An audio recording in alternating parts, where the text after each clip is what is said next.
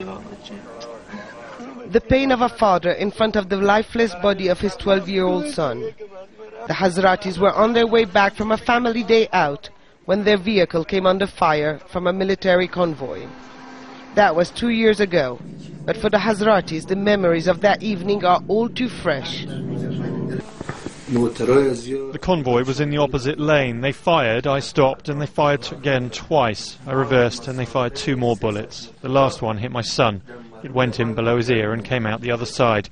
He was killed on the spot. Civilian casualties have consistently been on the rise. 2009 was the deadliest year for Afghan civilians since foreign troops arrived in the country in October 2001. The issue dominates Afghan views about coalition forces, how they act before, during and post operations. 8 months after his son was killed, Ismail was asked to go to a military base where he was given $2,500 in cash.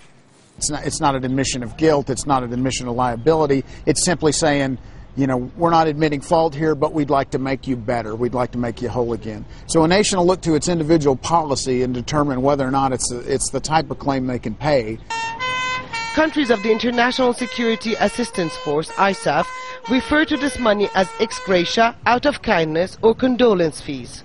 Giving money after harm doing is not a new concept for Afghans. It's a tradition that exists among many tribes, but there are differences as to how to evaluate the cost of human life.